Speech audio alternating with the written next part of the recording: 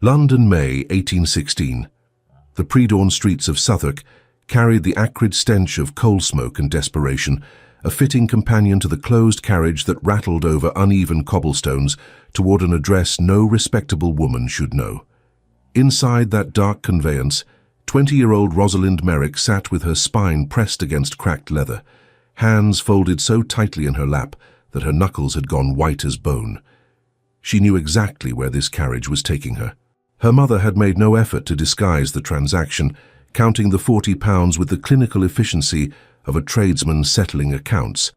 £40, the price of 2 years of modest household expenses, or one season gown for a lady of quality, or the dignity and future of a physician's daughter, who had committed the unforgivable sin of being born female and penniless. The carriage slowed. Through the grimy window, Rosalind glimpsed the establishment that would be her prison until she turned 21, and the law might offer some threadbare protection. Mrs. Fletcher's house stood 3 stories tall, its windows glowing with lamplight that promised warmth but delivered only a different kind of cold. Her fingers moved to the small leather-bound book hidden in her pocket, the last of her father's medical texts she had managed to keep when everything else was sold.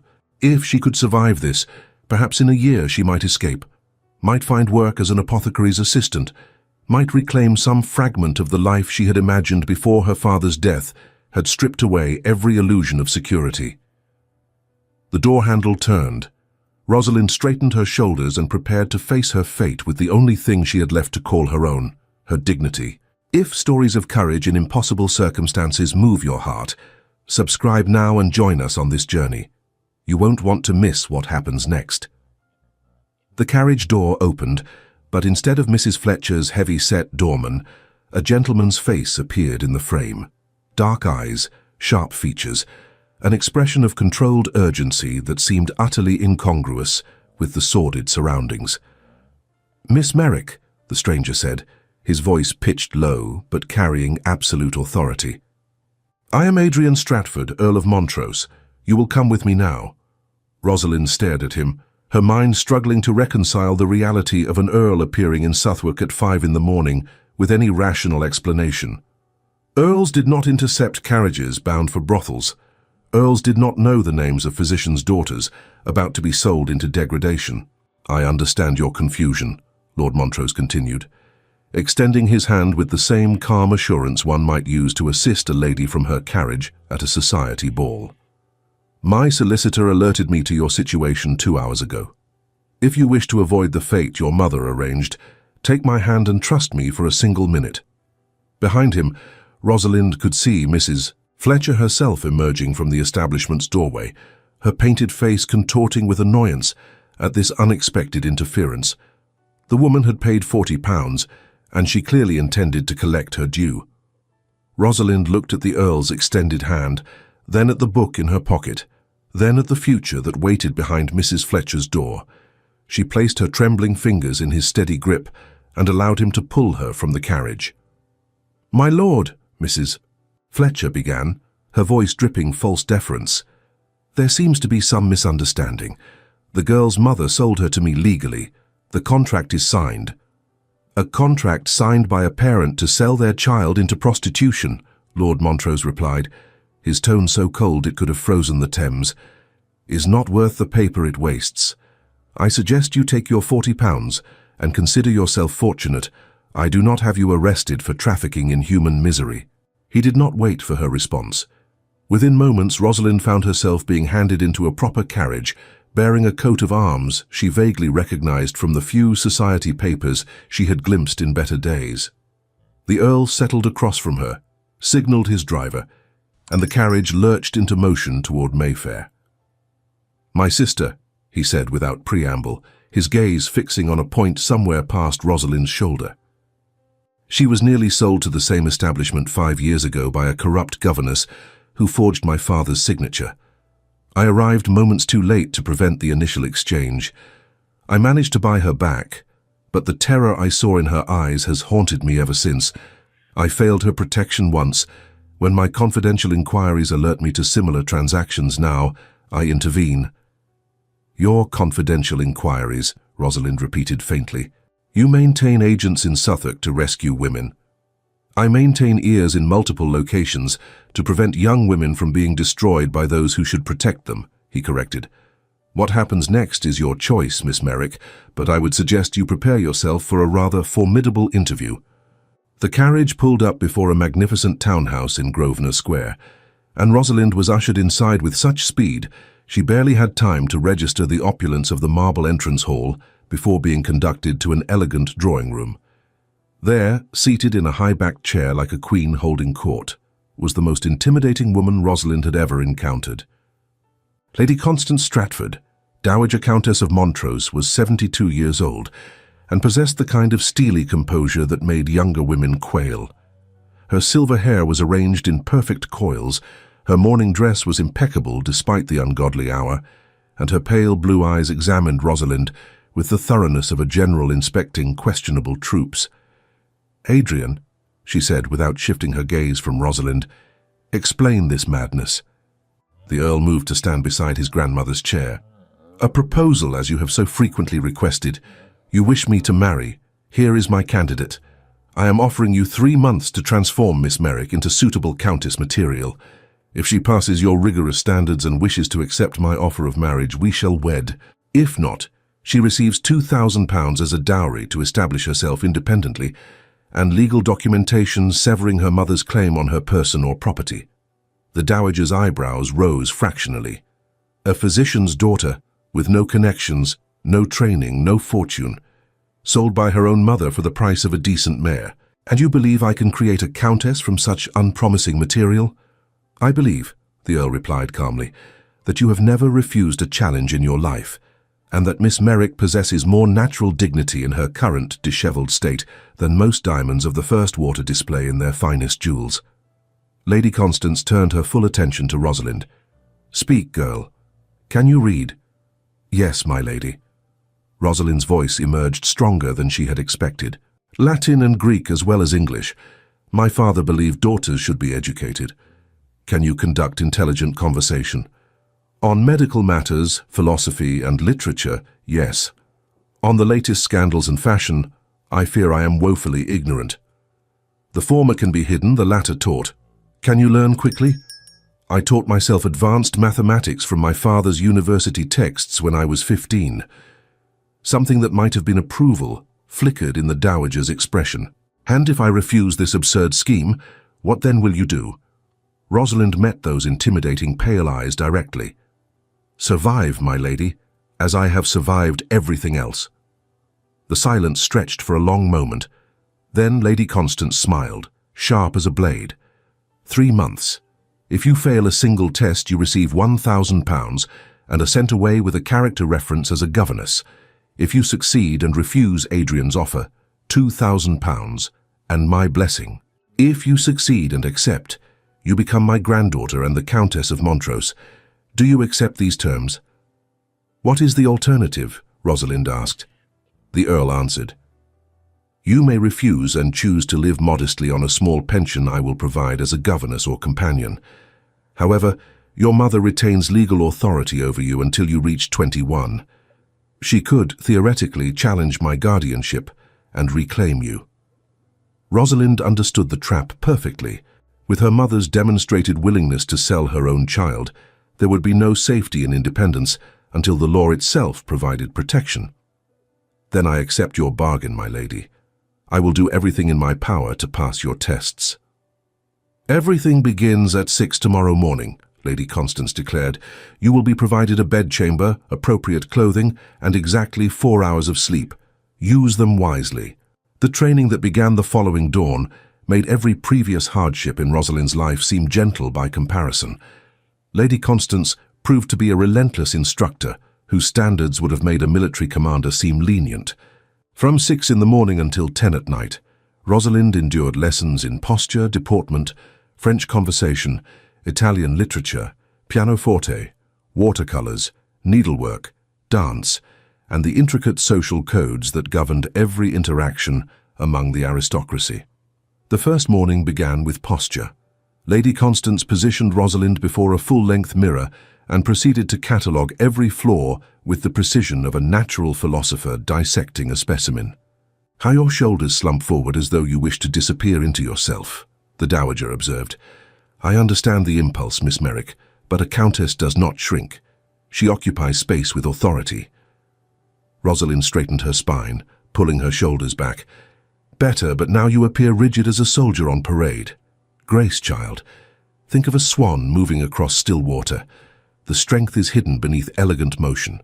For 2 hours, Rosalind walked the length of the drawing room with books stacked on her head.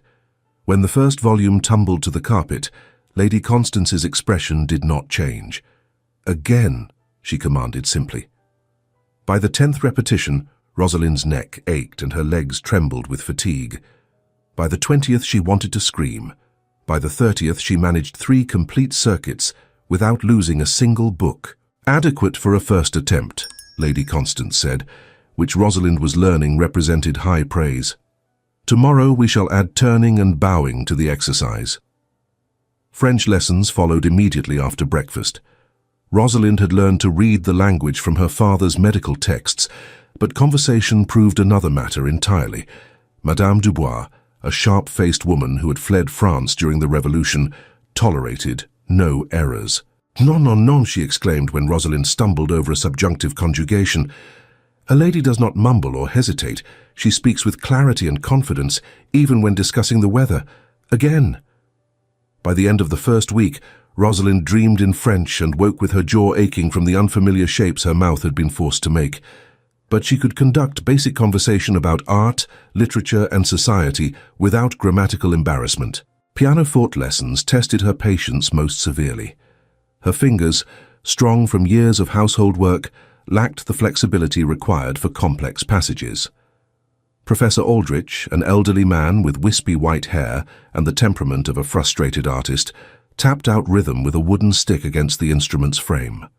Tempo, Miss Merrick. Music is not merely notes pressed in sequence. It is conversation, emotion, the expression of what cannot be spoken. One afternoon, as rain lashed against the windows, Rosalind sat at the instrument, her frustration boiling over. She struck a dissonant chord and dropped her head into her hands, convinced she would never master the delicate touch required. "You fight the instrument," a voice said from the doorway.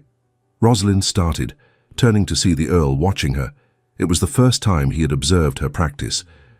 "I am trying to conquer it, my lord," she confessed, rubbing her aching temples. "It seems to resist my authority." "Music cannot be conquered, only courted," he said, moving into the room. He did not offer to play, but stood near the instrument, his presence solid and grounding. "You approach the keys as if they are a medical problem to be solved. Try approaching them as a story to be told. What are you trying to say?" "That I am tired," she admitted, with a small, weary smile. "And that I am afraid I shall fail you." "Play that then," he said softly. Rosalind turned back to the keys.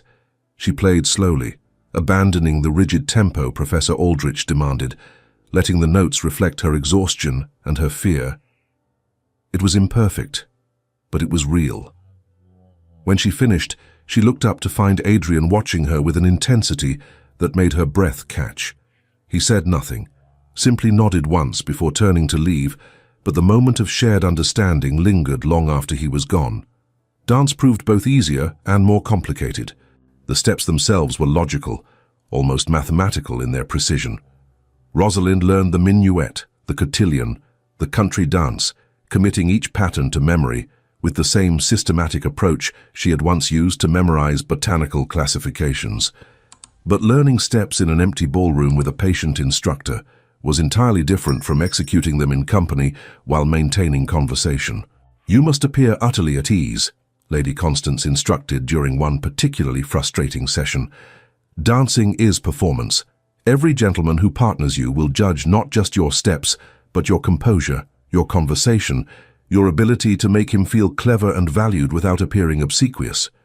"How does one manage all that while counting steps and avoiding his feet?" Rosalind asked with genuine frustration. "Practice until it becomes instinctive. Then practice more." The middle of the training period brought a crisis that nearly ended the entire arrangement. During a practice tea service, Rosalind, exhausted from a sleepless night studying heraldry, accidentally used the wrong spoon for the sugar. It was a minor error, but Lady Constance froze. "Stop," the Dowager commanded, her voice devoid of warmth. "We have been at this for weeks, Miss Merrick, and you still fumble like a milkmaid." Perhaps Adrian was wrong. Perhaps breeding cannot be taught. Rosalind set the saucer down, her hands shaking. "It was a momentary lapse, my lady. A countess does not have lapses. A countess is a standard-bearer for her family. If you cannot master a spoon, how will you master a dinner for royalty? I am wasting my time." Lady Constance rose to leave. "No," Rosalind said, the word ringing out in the silent room. She stood, barring the Dowager's path. "You are not wasting your time, and I am not a milkmaid. I am a woman fighting for her life. I know the chemical composition of the sugar, the geography of the tea's origin, and the anatomy of the hand holding the spoon. I made a mistake because I am human, not because I am incapable. Sit down, my lady. I will pour it again, and I will do it perfectly." Lady Constance stared at her, the silence stretching taut as a bowstring. For a moment, Rosalind thought she would be dismissed. Then, slowly, the Dowager sat. "Again," she said, "and do not spill a drop." Rosalind poured. She did not spill. The evenings were reserved for instruction in the elaborate social codes that governed aristocratic interaction. Rosalind learned which topics were appropriate for morning calls versus dinner conversation. She learned the precise depth of curtsy owed to different ranks, the proper forms of address, the subtle signals by which society communicated approval or disapproval. "You must master the art of saying nothing while appearing to say much," Lady Constance explained over tea one afternoon. "Observe Lady Margaret Whitfield when she calls tomorrow. She is a kind woman, but an inveterate gossip. You must be warm without being confidential, interested without appearing eager for scandal." The watercolor lessons with Miss Hartwell revealed that Rosalind had absolutely no natural talent for visual art. Her trees looked like misshapen lumps, her flowers like colored blots. By the fourth lesson, Miss Hartwell quietly suggested to Lady Constance that needlework might prove more suitable. Needlework, at least, involved patterns and precision that Rosalind's mind could grasp. Throughout these first weeks, the Earl appeared only at dinner, a formal affair where they sat at opposite ends of a table designed to seat 20. The distance seemed both literal and metaphorical. He would inquire politely about her progress, listen to his grandmother's reports with apparent interest, and then excuse himself. Rosalind found herself watching for these brief interactions with an intensity that surprised her. She noticed how his expression softened when he spoke to elderly servants, how his hands moved with unconscious grace when he carved meat or poured wine. During one dinner in the third week, Lady Constance mentioned a case of fever in the servants' quarters. The Earl's immediate response was to summon the finest physician in London and order that the affected staff be moved to better ventilated rooms with round-the-clock care. "They have served this family faithfully," he said simply, when his grandmother raised an eyebrow at the elaborate arrangements. "We owe them our care in return." That night, Rosalind asked permission to visit the sick servants, carrying with her the remedies her father had taught her to prepare. The housekeeper, Mrs. Davies, initially resisted allowing the Earl's guest into the servants' quarters, but Rosalind's quiet insistence won the day. She found 3 maids and 1 footman suffering from what appeared to be influenza. Their care was adequate, but Rosalind suggested adjustments to their positioning to ease breathing, recommended herbal infusions to reduce fever, and demonstrated methods for keeping them comfortable during chills. The Earl discovered her there near midnight, her day dress stained with medicinal preparations, her hair escaping its pins, her hands gentle as she helped a frightened young maid drink water. "Miss Merrick," he said from the doorway, his expression unreadable. "This is hardly necessary. The physician will return tomorrow." "The physician," Rosalind replied without looking up from her patient, "prescribed laudanum and bleeding. Both will weaken them further. Cool compresses, fluids, and rest will serve them better." "You disagree with trained medical opinion? Based on what education?" "Based on my father's 20 years of rural practice and my own observation of what actually helps patients recover rather than what ancient theory suggests should help." He was silent for a long moment, Then, surprisingly, he moved into the room and helped her reposition the footman to ease his labored breathing. They worked side by side for nearly an hour, and when all 4 patients rested more comfortably, he walked her back to the main house through darkened corridors. "Your father taught you well," he said quietly. "He taught me to observe rather than assume, to trust evidence over authority when they conflict, to remember that patients are people, not theoretical problems to be solved. Those are revolutionary principles in medicine. They are principles that save lives, which should not be revolutionary at all." After that night, something shifted subtly in their interactions. The Earl still maintained proper distance, but his questions at dinner became more specific, more genuinely curious. He asked about her father's practice, about cases she remembered, about her observations on the relationship between cleanliness and disease. The 4th week brought the first social test.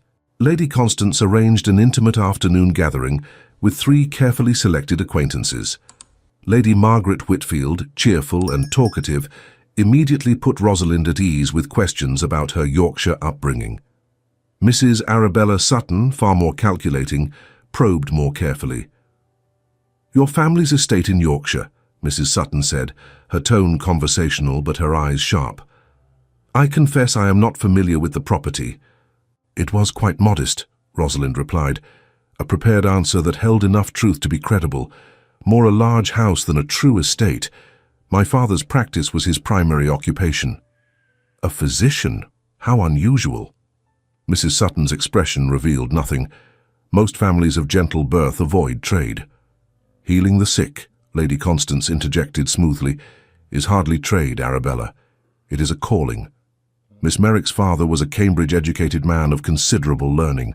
His choice to practice medicine rather than pursue a living in the church or law speaks to his character, not against it." The subtle rebuke was clear, and Mrs. Sutton subsided. But Rosalind noted how the woman's gaze lingered, calculating, assessing, not hostile but not yet convinced. Miss Charlotte Winters, the 3rd visitor, proved the easiest to charm. Young, recently married, and desperately trying to navigate society's complexities herself, she responded to Rosalind's genuine interest with obvious relief. "I never know what to say at these grand functions," Charlotte confided during a private moment in the garden. "Everyone seems to speak in code, and I fear constantly that I shall commit some terrible breach of etiquette." "I share your concern entirely," Rosalind admitted. "Every rule seems to have exceptions, and the exceptions themselves follow patterns I cannot quite grasp. At least you have Lady Constance to guide you. My mother-in-law offers criticism, but rarely explanation. Then perhaps we might navigate these treacherous waters together. 2 confused souls are better than 1. Charlotte's grateful smile suggested Rosalind had made her first genuine friend among the aristocracy. The 5th week brought a crisis. During an Italian lesson, Rosalind's instructor, Signor Moretti, suggested she practice conversation by attending a musical evening hosted by an Italian expatriate family. Lady Constance approved the plan, and arrangements were made.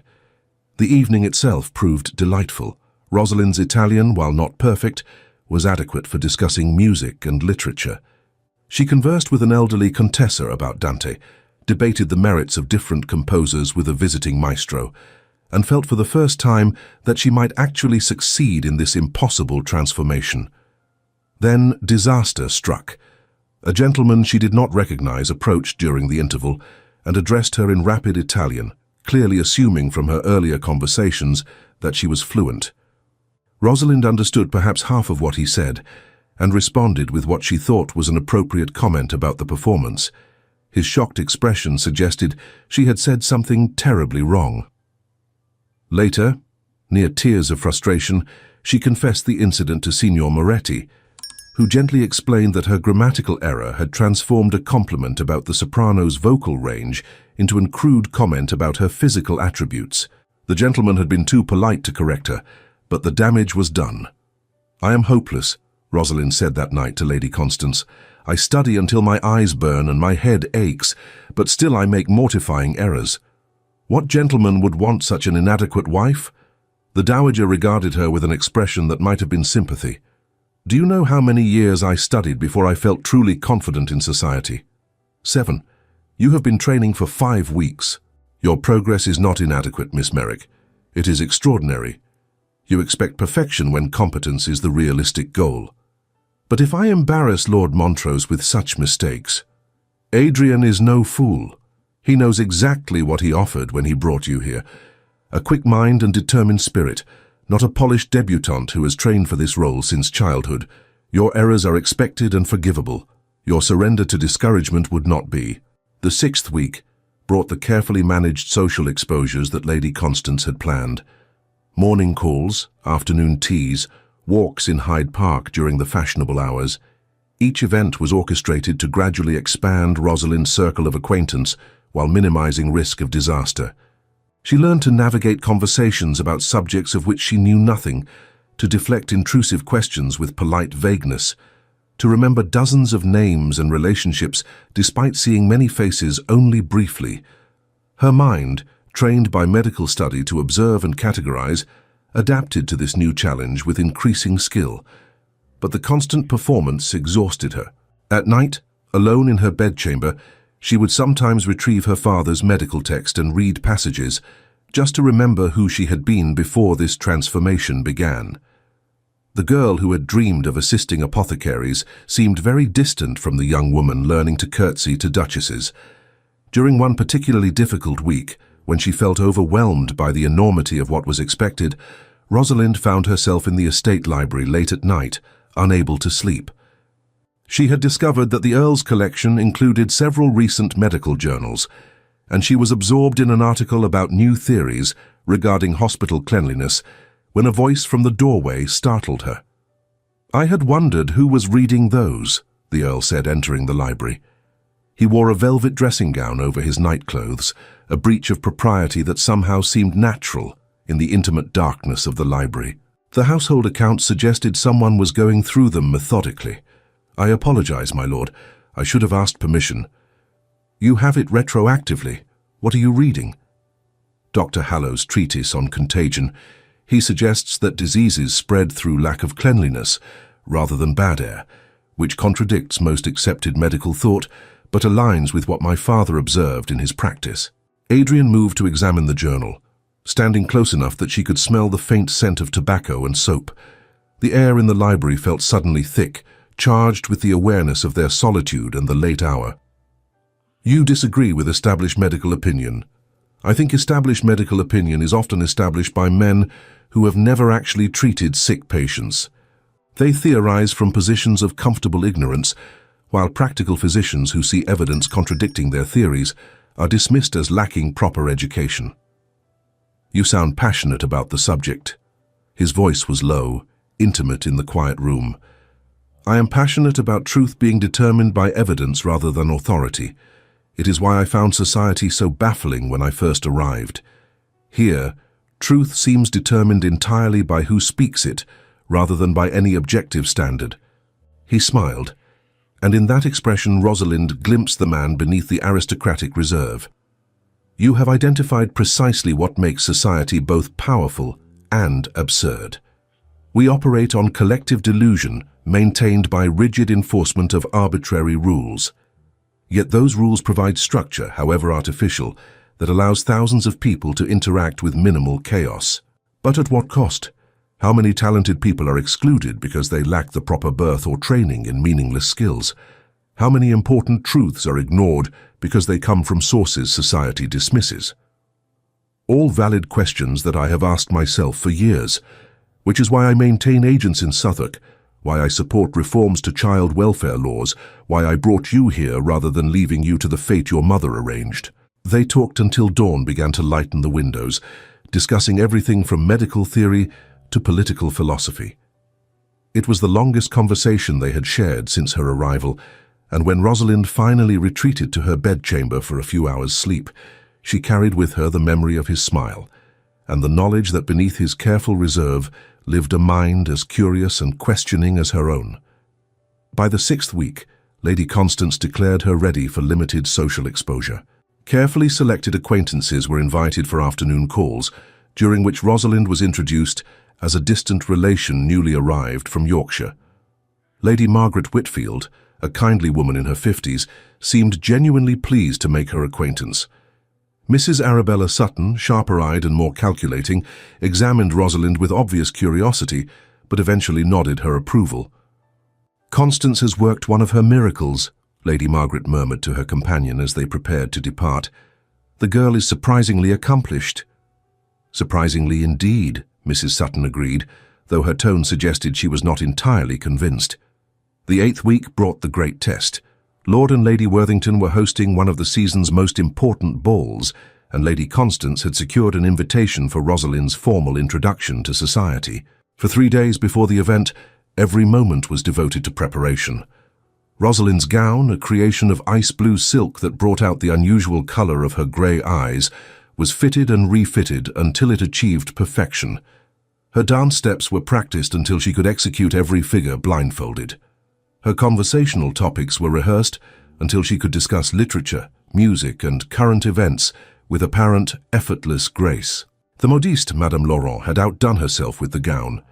The silk shimmered in lamplight, and the cut was elegant without being ostentatious. Small seed pearls decorated the bodice in a pattern that suggested waves, and the sleeves were designed to allow freedom of movement while maintaining perfect propriety. "You look like a duchess already," Charlotte Winters said when she came to call the afternoon before the ball. "I confess, I am envious. My own wedding gown cost a fortune but never fit quite right." Rosalind studied her reflection in the long mirror and barely recognized herself. 8 weeks ago she had been wearing a stained traveling dress, headed for degradation in Suffolk. Now she appeared every inch a lady of quality. The transformation was so complete it felt almost like disguise. Lady Constance supervised every detail with her characteristic precision. "Your fan must be ivory to match the pearls. Wear the garnet earrings Adrian's mother left you. They provide the only color accent needed. Hair dressed high to show your neck, but not so elaborate as to appear you're trying too hard. Remember, confidence is essential. You belong in these spaces as much as any woman born to them." The night of the ball arrived with the inexorable weight of Judgment Day. Rosalind descended the staircase of Montrose House to find both the Earl and his grandmother waiting in the entrance hall. Adrian wore full evening dress, his dark coat perfectly tailored, his cravat tied in an intricate pattern that must have taken his valet considerable effort. When he looked up and saw her, something in his expression changed so subtly that only someone watching carefully would notice. Lady Constance examined her from head to toe with clinical precision. "Adequate," she pronounced, which from her was the highest praise. "Remember, you are neither apologetic nor arrogant. You are simply yourself, which is sufficient. If anyone questions your place there, remember that you earned this through effort they can scarcely imagine. Walk with confidence, speak with clarity, and trust your training." The Earl offered his arm, his expression unreadable. "Ready, Miss Merrick?" "As ready as training can make me," Rosalind replied, placing her gloved hand on his sleeve and feeling the solid strength of muscle beneath expensive fabric. The carriage ride to Worthington House was brief, but felt interminable. Adrian maintained polite conversation about neutral topics, while Rosalind tried to control the nervous flutter in her stomach. Through the carriage window, she could see other conveyances converging on the same destination, their occupants dressed in their finest, secure in their right to attend such events. Worthington House blazed with hundreds of candles, their light glittering off crystal chandeliers, and the jewels adorning the assembled guests. The entrance hall alone was grander than any building Rosalind had ever entered in her previous life. Marble columns soared toward painted ceilings, enormous mirrors reflected the crowd back upon itself, and the sound of orchestra music drifted down from the ballroom on the first floor. As Rosalind entered on the Earl's arm, she felt the weight of hundreds of curious eyes turning in her direction. She recognized the feeling from medical texts describing specimens under examination. The whispers began immediately, a soft susurration like wind through autumn leaves. "Who is that with Montrose? I have never seen her before. Rather pretty, but who are her people?" Lady Constance moved slightly ahead, her imperious presence clearing a path through the crowd. Rosalind focused on her breathing, on maintaining perfect posture, on appearing utterly at ease despite the scrutiny. They were announced at the ballroom entrance, and the orchestra continued playing without pause. But Rosalind could feel the attention of everyone present. The first hour passed in a blur of introductions. Adrian presented her to Lord and Lady Worthington, who received her with polite but reserved courtesy. Lady Margaret Whitfield embraced her warmly and immediately began introducing her to other matrons, which helped immensely. Charlotte Winters appeared with her husband, providing a friendly face in the sea of strangers. But not everyone was friendly. Lady Victoria Ashworth, resplendent in burgundy silk that must have cost more than many families earned in a year, watched from across the room with an expression that combined assessment with something harder.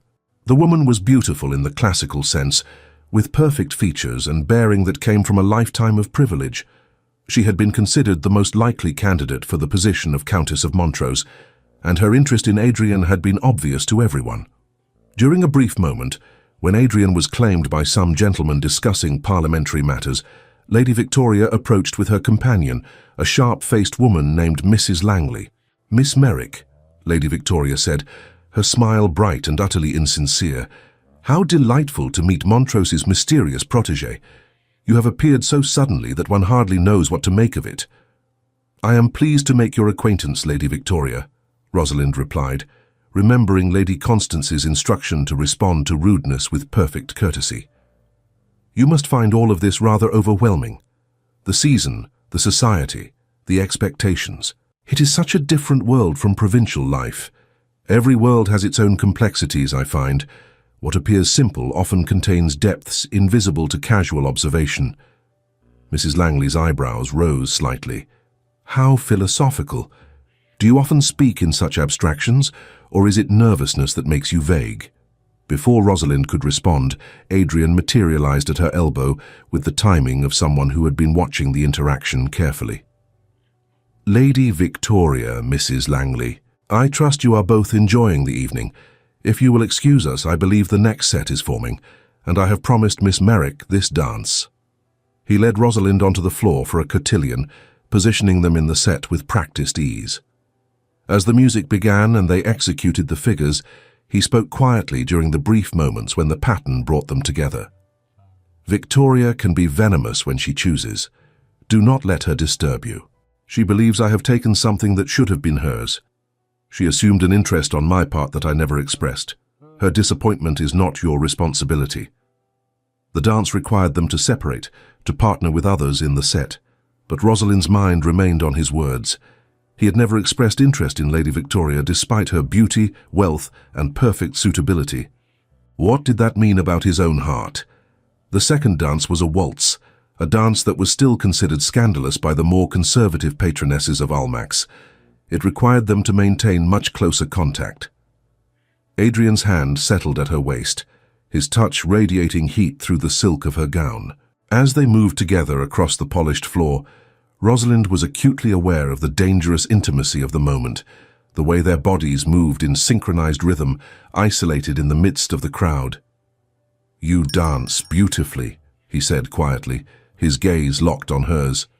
"Years of practice condensed into weeks of terror," she replied, trying to steady her breath. "I still count beats in my head." "Most people do. They are simply better at hiding it.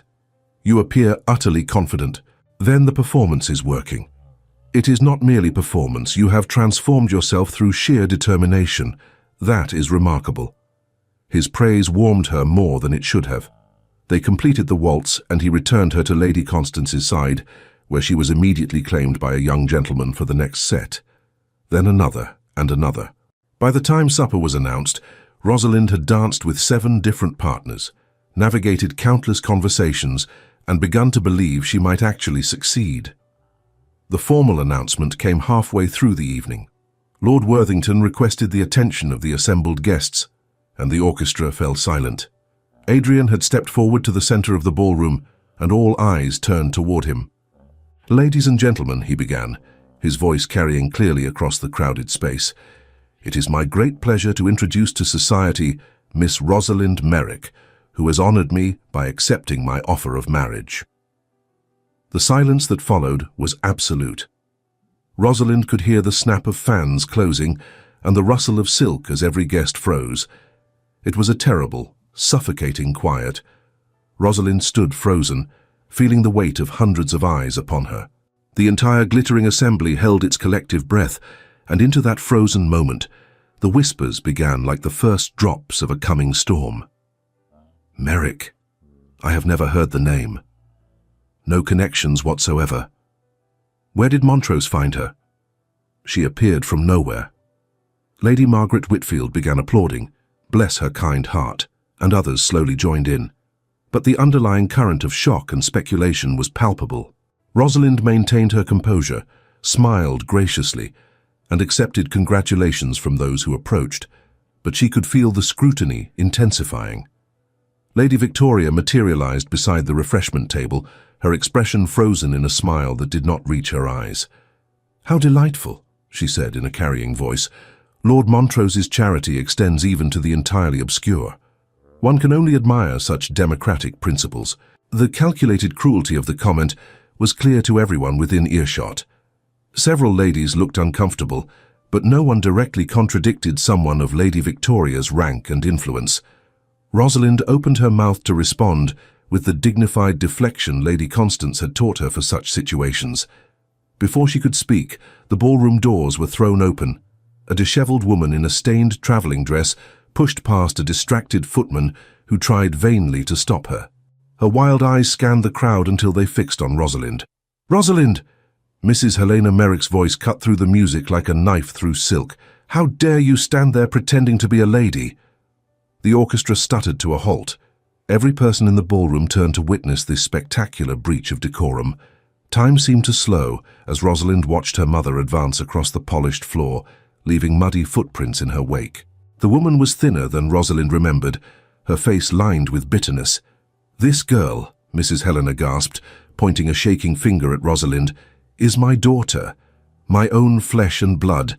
I sold her for £40 to pay debts she helped create, and now she plays at being a countess while abandoning her own mother."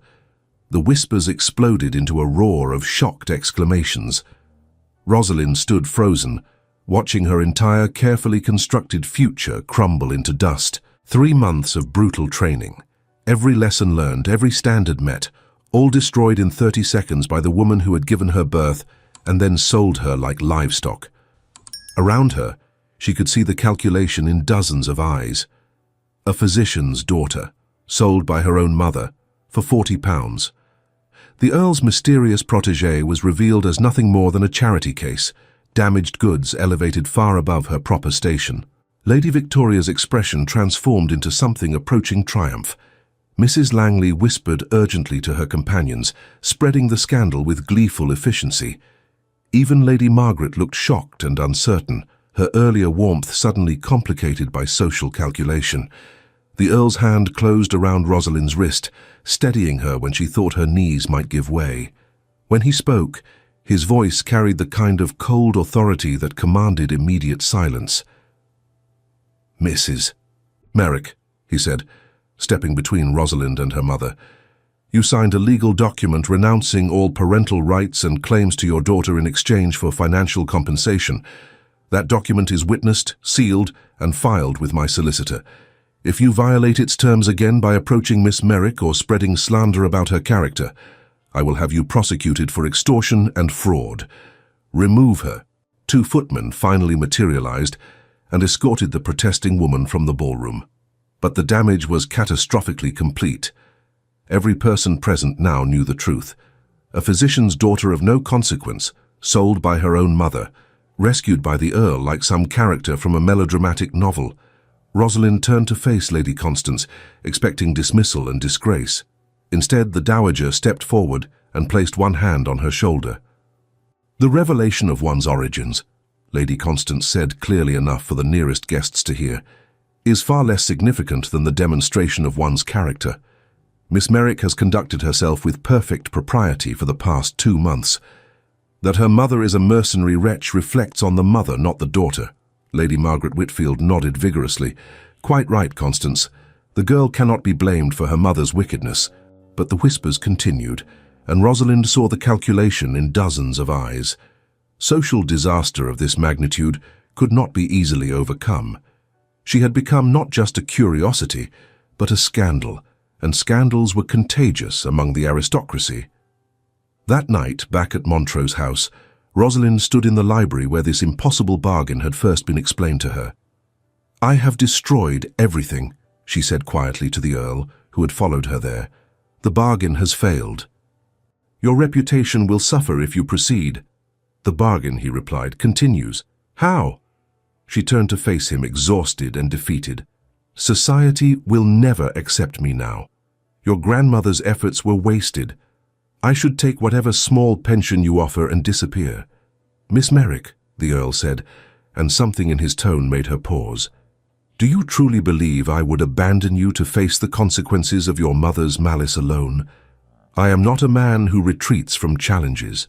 This is not your challenge to face. You became my responsibility the moment I pulled you from that carriage in Southwark. I do not take such responsibilities lightly." The following morning brought an unexpected development.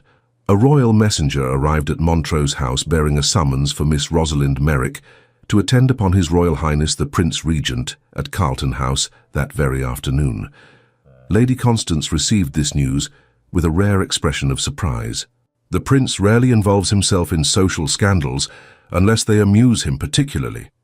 This could be salvation or destruction, and there is no way to predict which. "Should I prepare particular responses?" Rosalind asked, her stomach knotting with anxiety. The humiliation of the previous evening still burned fresh, and the thought of facing royal judgment in her current vulnerable state was almost too much to bear. "You should be yourself," Lady Constance replied. "George appreciates honesty above flattery, intelligence above beauty, and genuine passion above polished performance. If he has summoned you, it is because something about your situation intrigued him. Do not attempt to present some calculated version of yourself. That would bore him, and a bored prince is far more dangerous than an amused one." The preparations for the royal audience consumed the morning. Rosalind's day dress was selected with care, something elegant but not ostentatious, appropriate for afternoon, but respectful of the formality required. Her hair was dressed simply, her jewelry minimal. She looked, as Lady Constance observed with approval, like a gentlewoman of quality and intelligence, rather than a social climber attempting to dazzle with finery. The Earl insisted on accompanying her to Carlton House, though protocol required he wait while she was conducted to the prince's presence. During the carriage ride, he seemed unusually tense. "The prince knew my father well," Adrian said, breaking a long silence. "When I explained your situation to him several weeks ago, he expressed interest in meeting you. I had hoped to arrange it under more controlled circumstances, after you were established and secure. Last night's disaster accelerated his timeline." "You told him about me weeks ago?" Rosalind stared at him. "Before society even knew I existed?" "I sought his advice, and if I am being honest, his protection. A word from the Prince Regent carries more weight than 100 noble sponsors. But I wanted you to meet him when you felt confident, not when you were raw from public humiliation." "What did you tell him about me?" "The truth, that I encountered a young woman of considerable intelligence and dignity being sold into degradation by her own mother, that I offered her an opportunity to transform her circumstances, that she had exceeded every expectation in her training, that I believed her capable of remarkable things if given the chance to prove herself." Rosalind was silent, absorbing this revelation. He had been planning her protection, her success, her future, even while maintaining such careful distance. The contradiction between his actions and his apparent reserve confused her. Carlton House was even more magnificent than Worthington House, its rooms decorated with an opulence that bordered on excessive. The walls were covered with silk damask in rich colors, the ceilings were painted with elaborate scenes from classical mythology, and everywhere she looked were treasures that would have funded a hospital for years. Rosalind found herself mentally calculating the cost of a single chandelier in terms of how many indigent patients could be treated. She was conducted through corridors lined with priceless art to a music room where the Prince Regent himself waited. George was in his 50s, portly but still possessing an air of authority, dressed in elaborate clothing that somehow suited his flamboyant personality. He examined her with shrewd, intelligent eyes that missed nothing. "Miss Merrick," he said without preamble, gesturing to a magnificent instrument that dominated one end of the room. "Montrose tells me you play the pianoforte with some skill. Demonstrate, if you please. I am dreadfully bored of debutantes playing the same 3 pieces badly." It was not a request. Rosalind moved to the instrument, her mind racing. She could play competently after 8 weeks of intensive instruction, but competent would not impress a prince who employed the finest musicians in England. He would have heard technical perfection countless times. What he wanted, what Lady Constance had said he valued, was genuine passion. She settled onto the bench, adjusted her position, and considered her choices. The safe option would be to play something simple and execute it flawlessly, demonstrating her technical training. But safe would be forgettable, and forgettable would not help her cause. Her fingers found the keys and she began to play Beethoven's Pathétique Sonata, the second movement.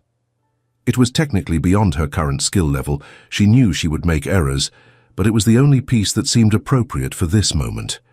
Instead of trying to play it with the careful, controlled precision Professor Aldrich had taught her, Rosalind poured every emotion of the past weeks into the music. The fear she had felt in that carriage bound for Mrs. Fletcher's establishment, the desperate hope when the Earl had offered his hand, the exhaustion of endless training, the brief moments of triumph when she successfully navigated some social challenge, the crushing humiliation of her mother's public betrayal, the terror that she would lose everything she had fought so hard to achieve.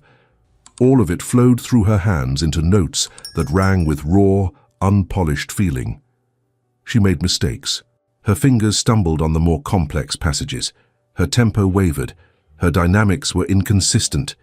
But the emotion was absolutely genuine.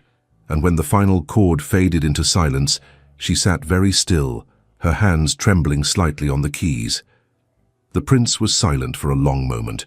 Rosalind did not dare to look at him, certain she had failed catastrophically. Then he began to applaud, slow and deliberate. "That," he declared, moving closer, "is not technical perfection. Any paid musician can provide technical perfection, and I am bored senseless by it half the time. But what you just played contained genuine passion, and passion is what England needs more of in its young people. Too many of these society misses play like mechanical dolls, perfect and empty. You play like a woman who has suffered and survived, and that gives your music substance." He settled into a nearby chair, studying her with continued interest. "Montrose explained your situation in detail. Your mother's cruelty, your own resilience. Tell me, Miss Merrick, why should I care about one young woman's personal drama? Society is full of tragic stories." Rosalind met his gaze directly, remembering Lady Constance's advice about honesty. "You should not care about my personal drama, Your Highness. My story is insignificant in the grand scheme of the realm, but perhaps you might care about the principle it represents. How many talented people are destroyed by circumstances beyond their control? How many potential physicians, scientists, scholars are lost because society determines worth by birth rather than ability? It is a waste of the gifts God gave us. My mother sold me for £40 because she believed I was worthless. Lord Montrose saw something different. Dangerous philosophy, Miss Merrick.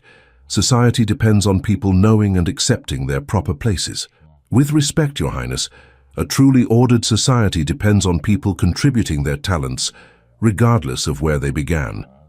The surgeon who saves a prince's life is no less valuable because his father was a tradesman.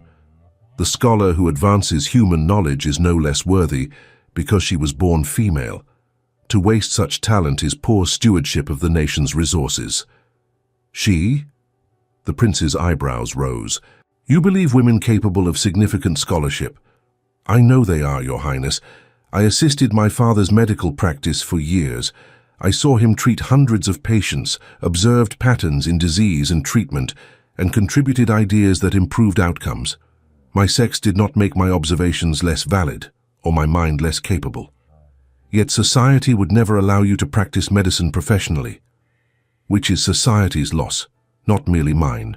How many brilliant female minds are wasted on needlework and watercolors when they could be serving the realm through science or medicine? The restriction is arbitrary and wasteful." The prince leaned back in his chair, a slow smile spreading across his features. "Adrian warned me you were dangerously intelligent. He understated the case considerably. "Tell me, Miss Merrick, what do you think of my home?" The abrupt change of subject was clearly a test. Rosalind glanced around the opulent room, at the gilding and the art and the excessive decoration. She could offer flattery and tell him it was magnificent, or she could be honest. "I think, Your Highness, that the cost of a single one of these chandeliers could fund a hospital ward for a year, treating hundreds of sick poor who currently die for want of basic care. But I also understand that a ruler must demonstrate power and wealth to maintain authority, both domestically and internationally, and that sometimes display serves purposes beyond mere aesthetics. So, while part of me sees waste, another part recognizes political necessity." The prince laughed, genuinely amused, diplomatic while being critical, honest while acknowledging complexity. "You are indeed a remarkable young woman, Miss Merrick. I have known too many weak-spined nobles who crumble at the first breath of scandal. I find it refreshing to encounter someone with steel in their spine who can play Beethoven with genuine feeling despite technical imperfection." He rose and moved to the window, hands clasped behind his back, looking out over the immaculate gardens. "Last night's spectacle at the Worthingtons was unfortunate, but not unprecedented. Society thrives on scandal, and you have provided them with material for months of gossip. The question is whether that scandal destroys you or defines you as someone interesting enough to be worth knowing." "Your Highness," Rosalind began carefully, "I cannot control what society thinks of me. I can only control my own actions and hope they speak louder than my origins." "Well said. Then let me make this simple for you. You have my approval. I find Miss Rosalind Merrick to be not only an acceptable addition to the aristocracy, but a potentially valuable one. Her intelligence, her resilience, her refusal to be defeated by circumstances, these are qualities England needs. Anyone who questions my judgment on this matter can explain their reasoning to me personally, which I assure you they will not wish to do." He turned back to face her directly. "I am not doing this for you, Miss Merrick, charming though you are. I am doing this because Adrian Stratford is a valuable ally who does genuine good in Parliament, and he deserves support in his personal choices. I'm also doing this because I am tired of society's endless recycling of the same bloodlines and the same boring people. You represent something different, and I find different intriguing. Do not disappoint me. I shall do my utmost not to, Your Highness." "See that you do. Now leave me to my correspondence. Montrose is waiting for you in the east drawing room, and I suspect he has been worrying himself into a state. Tell him I expect him at the Carlton House reception next week, and you will accompany him as my personally invited guest." Rosalind curtsied with all the precision Lady Constance had drilled into her, and withdrew. She found Adrian exactly where the prince had indicated, pacing the elegant room like a caged animal. He turned when she entered, his expression anxious. "Well?" "He gave his approval," Rosalind said, still slightly dazed by the entire interaction. "He called me dangerously intelligent and said I have steel in my spine. He also invited us both to a reception next week as his personally invited guests." Adrian's shoulders sagged with obvious relief. "Thank God. When he summoned you so quickly after last night, I feared he might have decided the scandal was too much. He seems to enjoy scandal as long as it interests him. He asked me what I thought of Carlton House." "What did you say?" "That a single chandelier could fund a hospital ward for a year, but that political necessity sometimes requires expensive display." Adrian stared at her for a moment, then laughed, a sound of genuine amusement. "You criticized the Prince Regent's extravagance to his face." "I was honest but diplomatic about it. He seemed to appreciate the candor." "He would.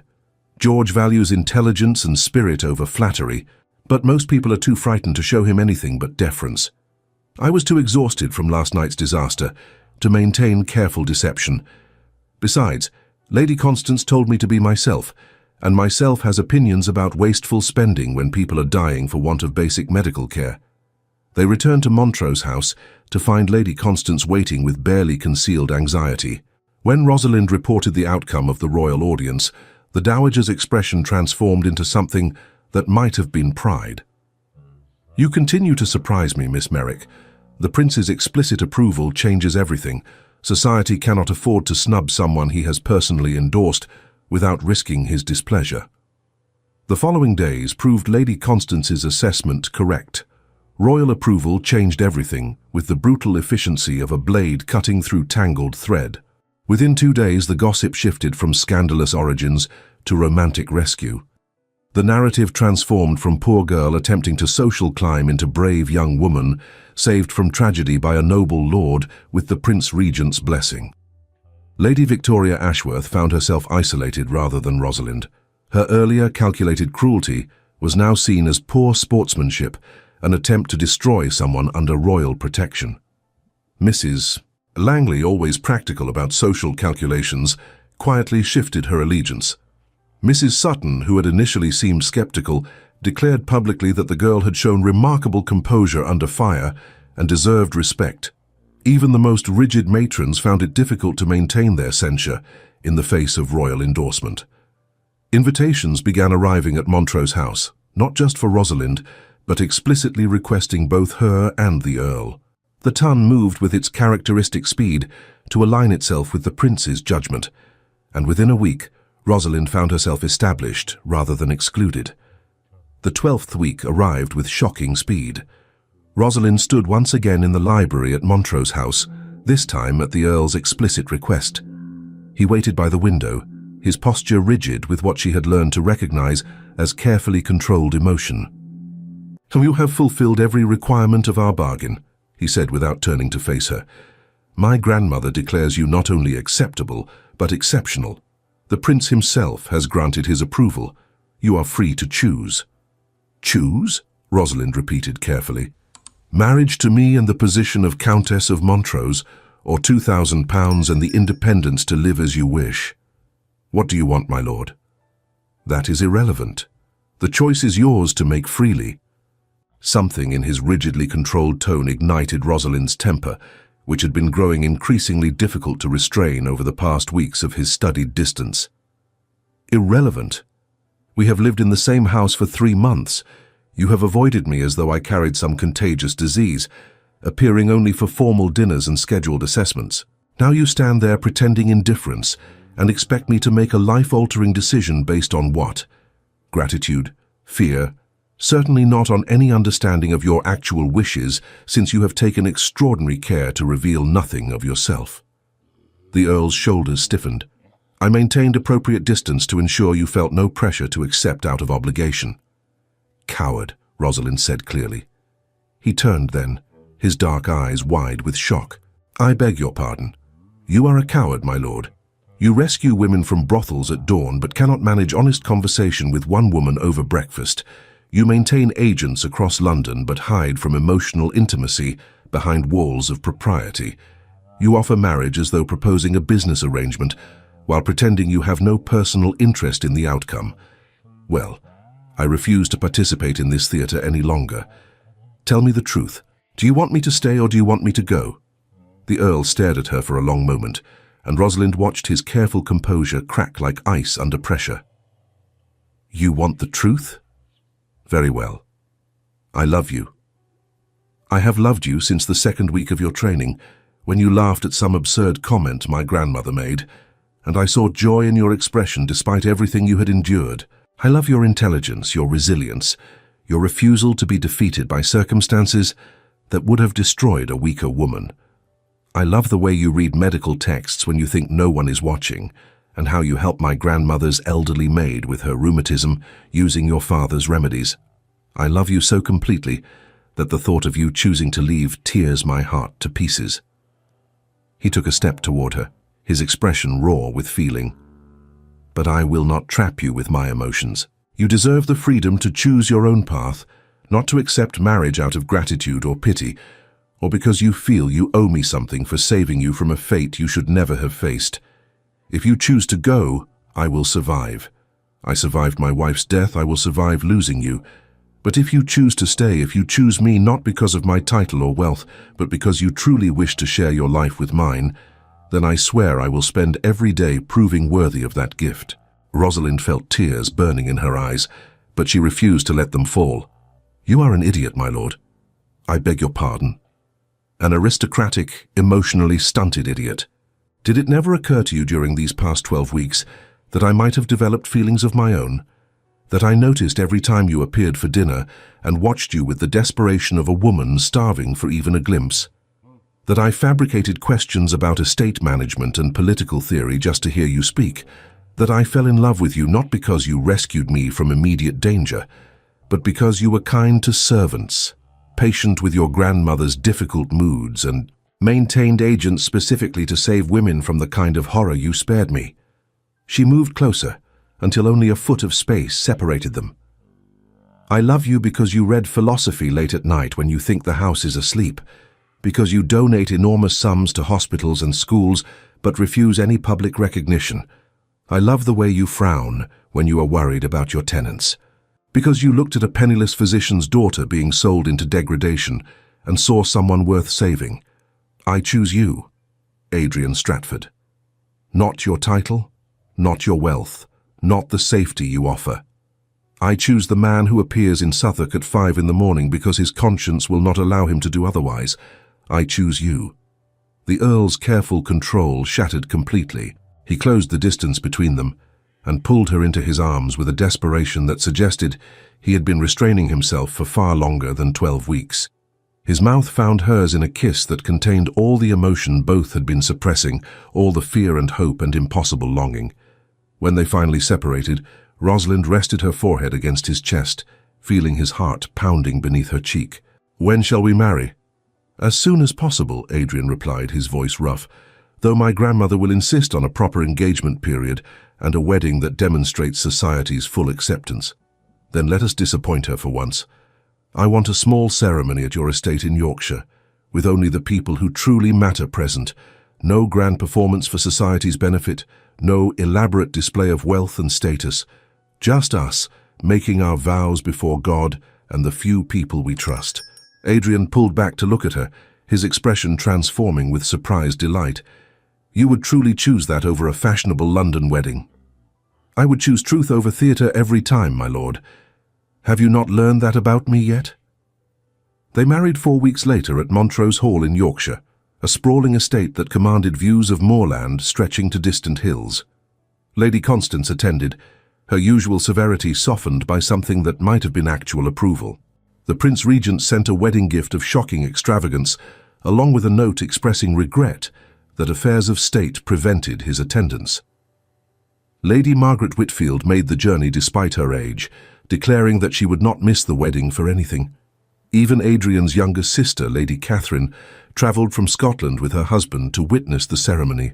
The ceremony itself was brief and deeply personal, conducted in the estate's private chapel, with sunlight streaming through ancient stained glass. Rosalind wore a simple gown of ivory silk, rather than the elaborate creation society would have expected, and Adrian's expression as she walked toward him contained more genuine emotion than any speech could convey. The quiet intimacy of the chapel made their vows feel sacred, in a way no crowded London church ever could. When the vicar pronounced them husband and wife, and Adrian kissed her with tender reverence, Rosalind felt something settle in her chest that she slowly recognized as peace. Not the absence of challenge or difficulty, but the deep certainty that whatever came next, they would face it together. The years that followed proved that certainty well-founded. The marriage that had begun as a desperate bargain transformed into a partnership of extraordinary depth. Hadrian supported Rosalind's passionate interest in medicine, using his influence to secure her access to medical lectures that would normally exclude women. When she proposed establishing a school for orphaned girls that would teach them mathematics and sciences alongside traditional accomplishments, he provided the funding without hesitation. The first Merrick School for Girls opened in Bloomsbury 3 years after their marriage, in a modest building that had once served as a warehouse. Rosalind insisted on being present for every detail of its establishment, from hiring instructors to designing the curriculum. The initial skepticism from educators and society matrons was considerable. "You cannot seriously intend to teach orphan girls mathematics beyond basic arithmetic," one visiting inspector declared. "It is not suited to their station or their sex." "I intend to teach them everything necessary to support themselves through skilled work," Rosalind replied calmly. "Natural philosophy, practical accountancy, basic medical knowledge, bookkeeping, and yes, also the traditional accomplishments. A girl who can calculate compound interest and understand the natural world has far better prospects than one who can merely embroider samplers. The school accepted its first 20 students, girls ranging from age 10 to 16, all orphans or from destitute families. Rosalind selected instructors who shared her philosophy that female intelligence was not inferior, but merely underdeveloped through neglect. She taught several classes herself, finding deep satisfaction in watching young minds engage with challenging material. Within 2 years, the results were undeniable.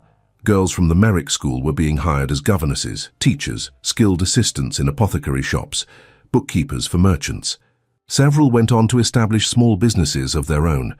The success attracted both admiration and criticism, but the Prince Regent's continued support and Adrian's political influence provided protection against the harshest opposition. By the 10th year of their marriage, the Merrick schools had expanded to 5 institutions across London and Yorkshire. Each maintained the same rigorous curriculum, the same refusal to accept limitations based on sex or social class.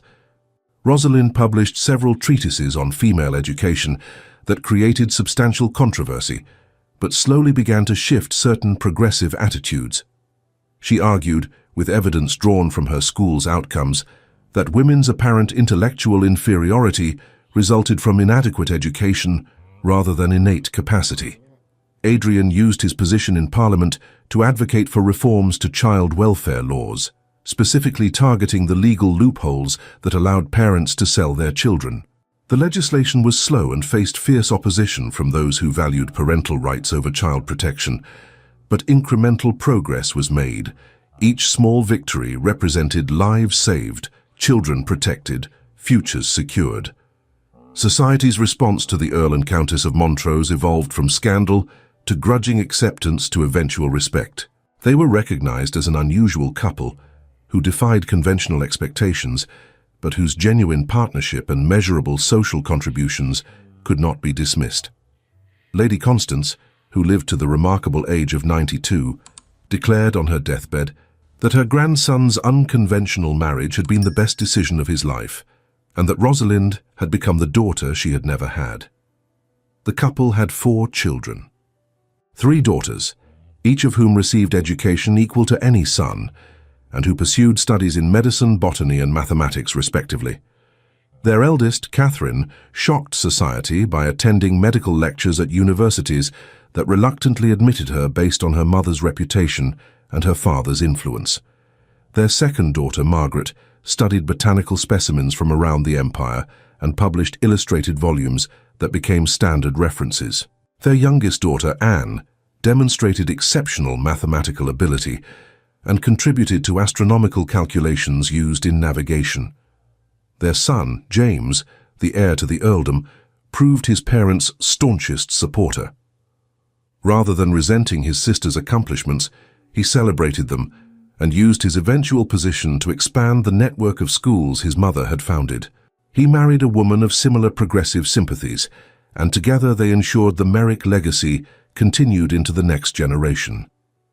Mrs. Helena Merrick died impoverished 12 years after selling her daughter, having burned every bridge and exhausted every resource. She had spent her final years in a bitter obscurity, watching from a distance as the daughter she had sold rose to heights she could never reach, knowing that her own actions had ensured she would never share in that triumph. Society, terrified of offending the Prince Regent, shunned her completely. Rosalind received word of her mother's death with neither grief nor satisfaction, simply a sad acknowledgement that some people were incapable of change. She did not attend the funeral and never spoke of her mother again, directing her energy instead toward the hundreds of young women who benefited from the opportunities she created.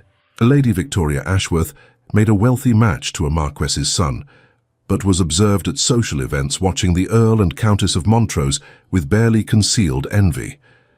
The genuine affection between them was obvious to everyone, the way they moved as partners through political and social challenges, the respect they showed each other's work and opinions. No amount of wealth or status could manufacture such connection, and Victoria's marriage, while financially advantageous, lacked the depth that characterized the Montroses' union. 20 years after that desperate dawn in Suffolk, Rosalind visited the Bloomsbury School on a crisp autumn morning.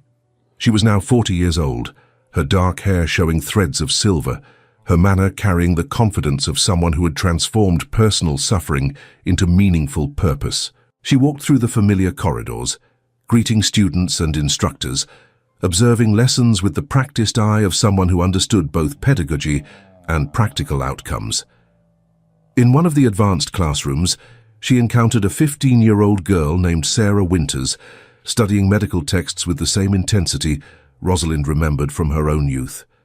The girl was small, thin, with anxious eyes that suggested a difficult past. She looked up as the Countess entered, and her hands trembled slightly as she set down her book. "I do not belong here," Sarah whispered, her voice breaking with fear. "I am not clever enough, not good enough. Everyone expects me to fail. I should not be wasting valuable space and resources that could go to someone worthier." Rosalind recognized that desperation intimately. She had felt it herself, that crushing certainty of inadequacy, that terror of disappointing people who had invested faith in her potential. She sat beside the girl and took the medical text from her trembling hands, glancing at the complex anatomical diagrams. 20 years ago," Rosalind said quietly, "I was exactly where you are now.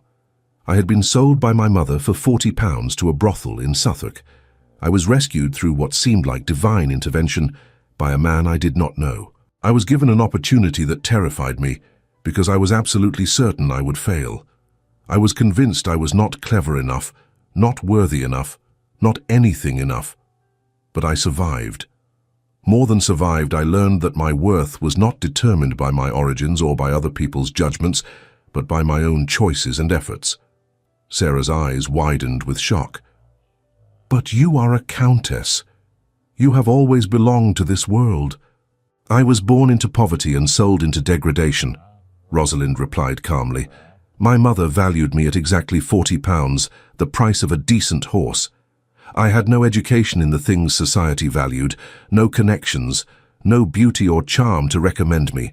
Everything I became through desperate effort and the support of people who chose to see potential rather than limitations. You have that same opportunity now. The choice is yours. You can believe the voices that tell you that you do not belong, that you are not good enough, that your efforts are wasted, or you can prove them wrong through your own determination. Which will you choose?" The girl's expression slowly transformed from fear to something harder and more determined. "I choose to prove them wrong." "Excellent.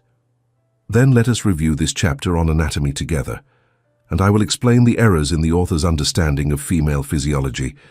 There are several, which gives us opportunity to practice critical thinking rather than blind acceptance of authority." They spent an hour together, Rosalind guiding Sarah through the material with the same patience her own instructors had shown her. The girl was indeed intelligent. Her earlier fear had been blocking her natural capacity. As understanding dawned and confidence grew, Rosalind saw the transformation she had witnessed in hundreds of students over the years.